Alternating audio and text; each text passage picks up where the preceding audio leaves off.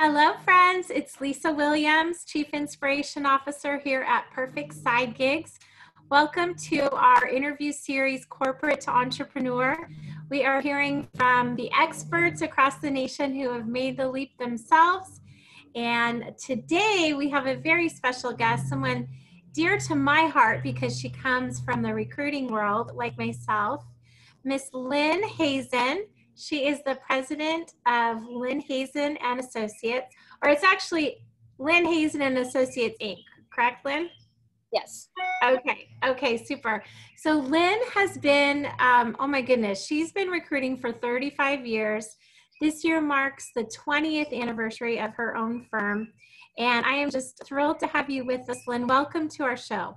Thank you so much. So we are going to jump right in. I want to start by just asking you, I've worked with a lot of recruiters through the years, really good people. And I'm just curious, what inspired you to start your own firm? I'd really love for you to kind of speak to the soul of those that might be thinking about doing that themselves.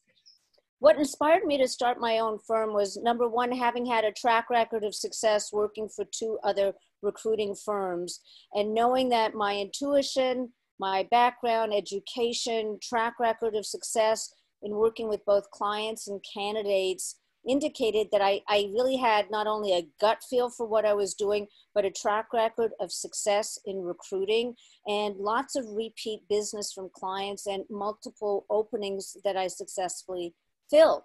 And at a certain point in time, I said, I can do this, but more important, clients, candidates were coming up to me and saying, Lynn, why don't you start your own firm?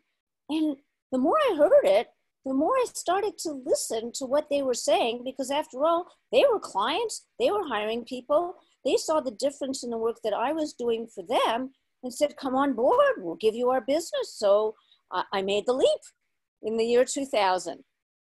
So it's been an interesting journey. One of the things that I'm always very aware of are changes in the business and historical events that have had a huge impact in what I do and how I do it. Yeah.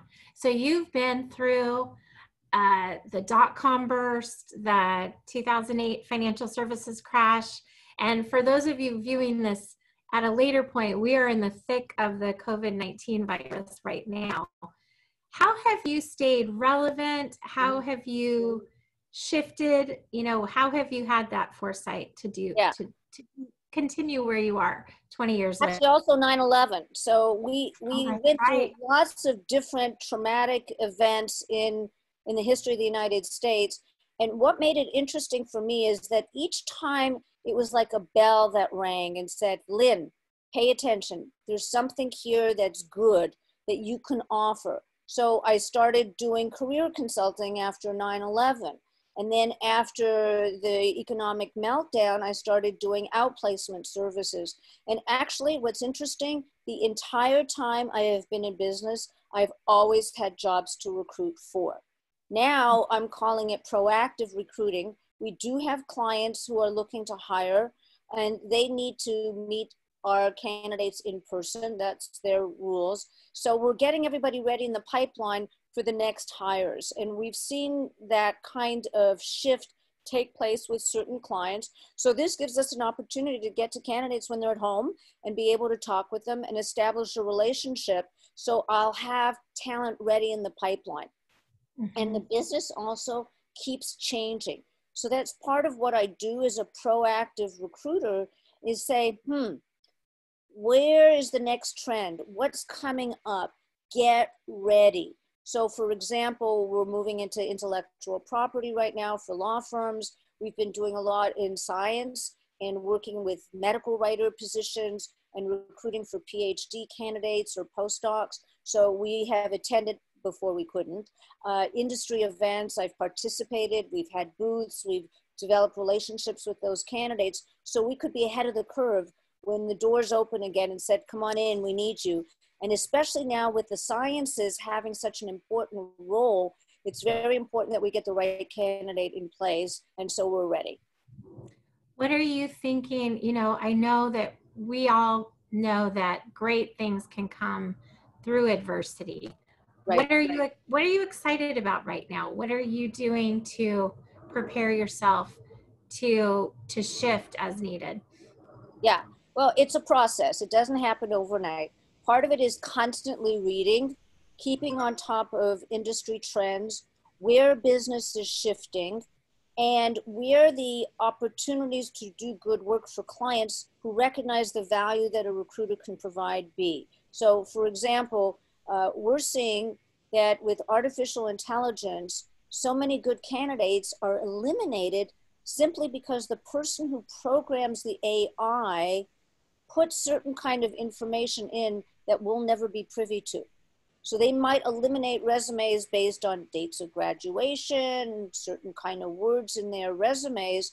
And for me, a resume is an opportunity to start with a candidate at a baseline, to really get to know them and work with them and have them develop their resumes to a level that really showcases their accomplishments. So I spend a lot of time and effort with candidates to get them to refine their resumes so it's a marketing document on their own behalf. That's never going to change, no matter what economy we're in, no matter what technology is being used. And I've had many candidates when I would look at their resumes and I'd see one little line or a bullet about their resume, and I said, give me a little bit more information. Tell me more about this. And when they delved into more detail about the background, I said, that's perfect.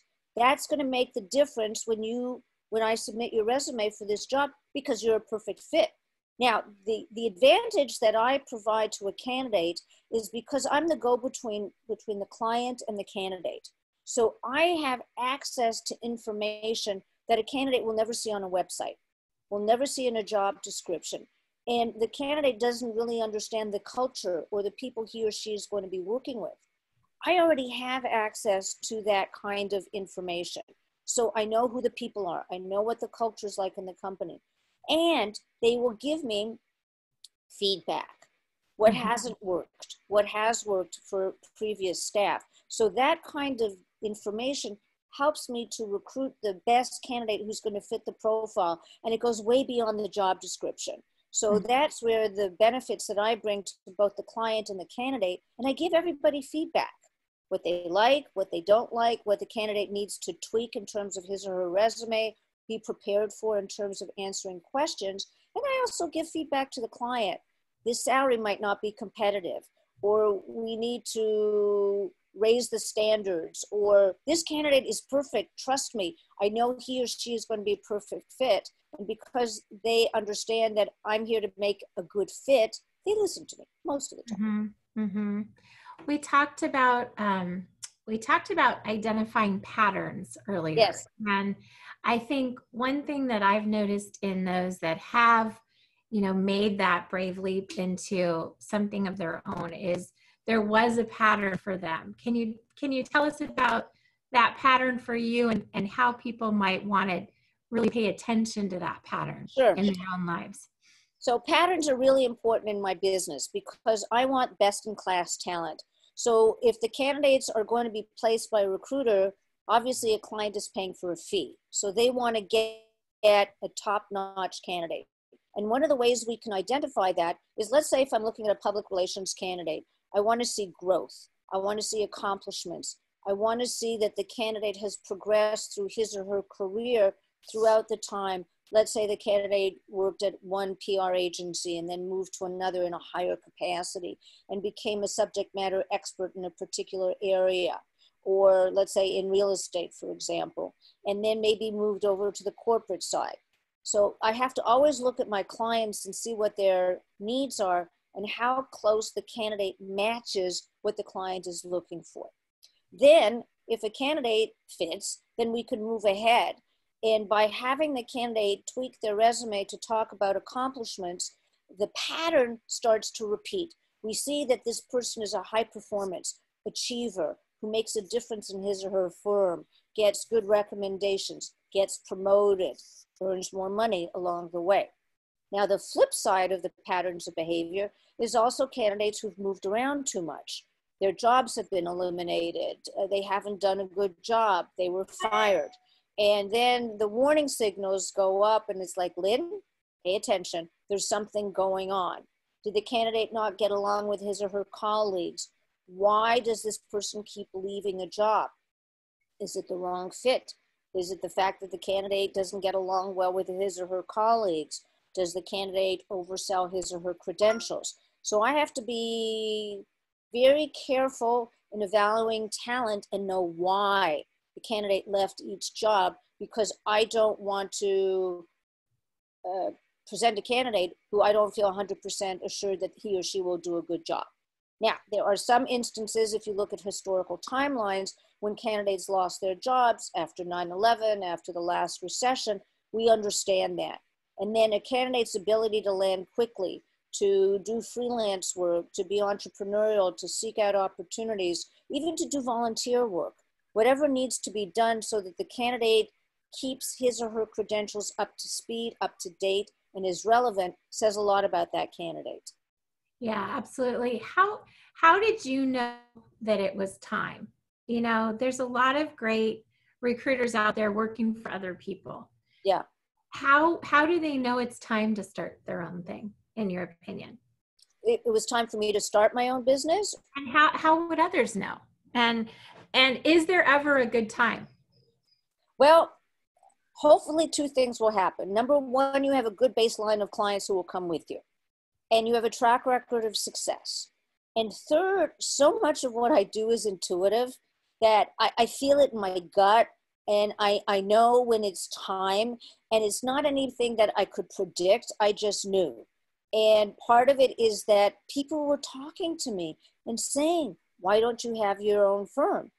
I'll never forget once I was doing a workshop for an association of women in communications years ago.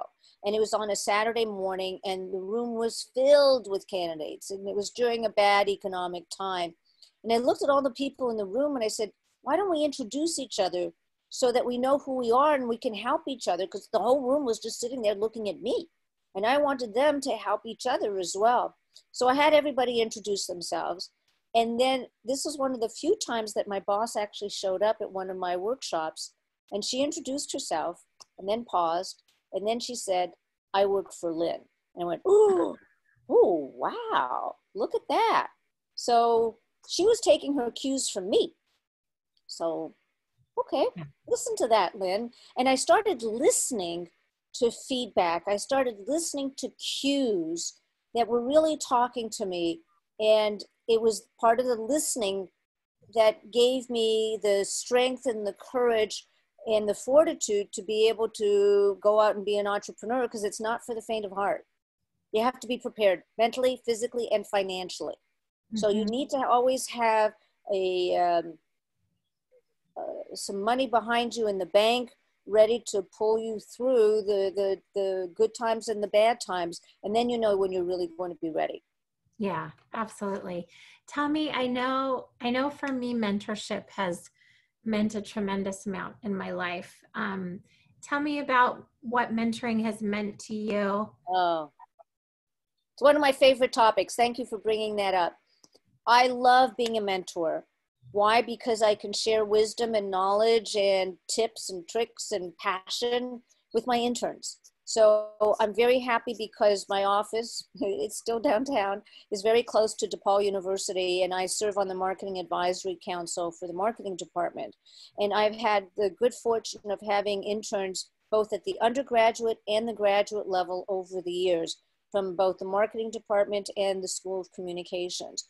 And I get such a kick out of having students work for me, and from all over the world. I've had students from India, from Russia, from the former Soviet Union too, actually all over the world. And I adore the energy and the passion and the ideas and the technology that they bring. And I say to them, I teach you, you teach me, we teach each other, and we all learn together. Because I don't have all the knowledge in the world. And their technology skills are very strong. They do a fabulous job on my PowerPoint presentations when I'm doing workshops, for example. And they have insights that often I wouldn't even know about. For example, one of my interns from China, she would tell me, again, all this before the pandemic, that she would show me videos of people in China selling vegetables, and people would be buying them with a QR code. And it was like, wow, we don't have that in America. And China was way ahead of the curve. So we started adopting using QR codes to present our credentials. People could sign up for our newsletter. And that was something she contributed to me, for which I'm very grateful. So it's really a wonderful exchange on all sides, and everybody benefits from it, and they can see the impact that they're having and also learn new skills and talent to bring to the next jobs. And I've even placed some of my candidates who have been interns as well. Yeah. What would you say for people that maybe they don't have strong mentors? You know, how can they seek them and find those people? I always recommend that candidates get involved with professional associations, whether you're a student, a graduate student, if you are involved in the business world or whatever your area of concentration is, get involved, take the initiative, because you will find people who perhaps could be mentors for you, or people who are in a leadership capacity, because it's good for everybody. The person who mentors the student or the young professional gets the joy of seeing somebody develop. And the young professional gets a chance to really dig deep and benefit from the wisdom and the compassion, hopefully, that the mentor has to give, or these people in professional associations. It's also wonderful for networking purposes as well. And every single profession has a professional association. And in getting involved, volunteering, being a resource person, I volunteer for many professional associations, and it's a way for me to market my credentials and also to meet potential clients and potential candidates. So it's a win-win for all parties. And it's relationship building also. Right. You're so good at relationship building. I wonder what advice you have for those that they might be in a place that they feel stuck right now. You know, and they can't picture themselves doing something great. You know, what advice could you give those people? Start small. Start by going to a professional event, or see if they have a buddy system, or ask somebody, let's say, who's the president. This is my first time coming. I'm a little bit shy. Who could you recommend somebody? Actually, you know what? People on the membership committees of all these professional associations, that's what their job is to enroll people to become members. So that point person is a fabulous individual to reach out to. And if networking is not a natural skill for a candidate, and I understand that, it's one of those things that the more you do, the better you get. Or go with a friend. But the key thing is, even if you go with a friend, don't hang out together. Split up, so that you have a chance to meet with other people and sit with different people at tables, so that way you can still link up. Now, I'm talking all about this as if we're in real time today, meeting at events, and now we're doing it virtually. So the same concept applies to doing things virtually. And people are at home, so they're more than willing to be distracted. And I'll tell you also, one of the highlights of my day is talking to my staff, talking to my interns, interviewing candidates, talking with clients. And the fact that we're physically talking to each other, or on Zoom or on Facebook, you know, whatever it is that we're using, having that opportunity to keep in touch and see each other's eyeballs is really critical to being successful during this horrible time. So there are ways that we can make it a win for each of us. Yeah, absolutely.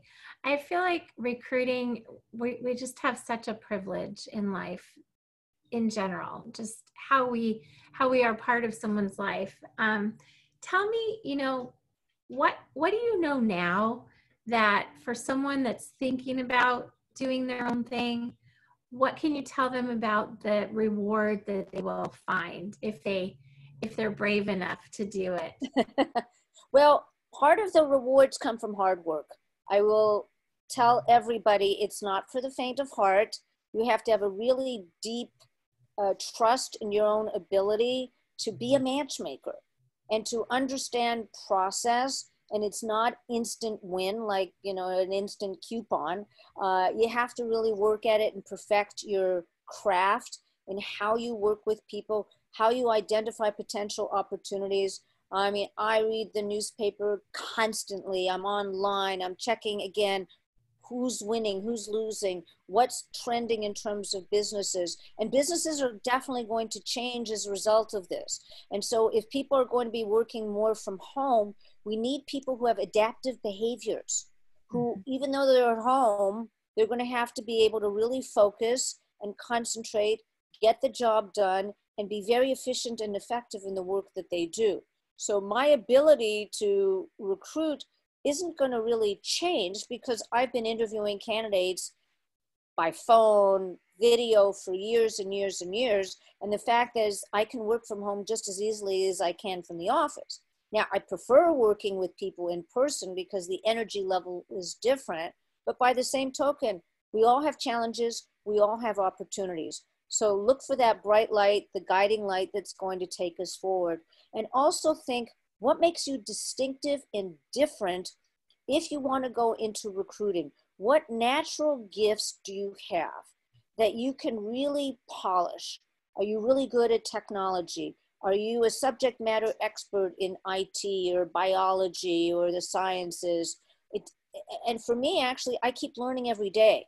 I didn't grow up being a scientist. I'm not a scientist, but I know how to find them and to be able to interview them. Because often all these scientists are so much in their heads and they have to remember, oh, wait a minute, I have to talk to a non-scientific audience. So I have to simplify my language. So I coach them to be able to do that in a way that's succinct and precise and that they can communicate very effectively. And everybody benefits as a result of that. Yeah, absolutely. Oh my goodness, I can't believe we're already almost out of time, Lynn. Oh my, that went really fast. It went by so fast. You and I could talk forever. I know that you had a complimentary gift that you wanted to offer our audience. Do you want to share a little bit about that? Sure. Over the years, I've been picking up lots of tips and tricks as a recruiter, and I'm passionate about sharing those. So it's helpful hints in working with a recruiter. So it gives you some tips and some exercises to do. Use them. And if you want to register with our firm, that's free, by the way. And that's really an accumulation of all kinds of things that I've learned over the years, not all of them, but there has to be a place for us to be able to work together. If you are interested in registering for our firm to get our newsletters, you can go to our website at lhazan.com, and that's LHAZAN.com. And you'll find out about our newsletter, also about our job openings. We specialize in communications, marketing, consulting, digital, any of those related fields, public relations, agency, corporate, entrepreneurial, Fortune 500, and new and emerging industries and businesses. Okay, wonderful. Well, thank you so much, Lynn. It was so lovely chatting with you. Thank you to our listeners. Be sure and tune in next time to Corporate to Entrepreneur and continue to learn from the experts who have made this courageous leap and found their true joy and passion. Bless you in your life journey. We will see you soon. Thank you so much. It's been a pleasure. Bye-bye. Bye.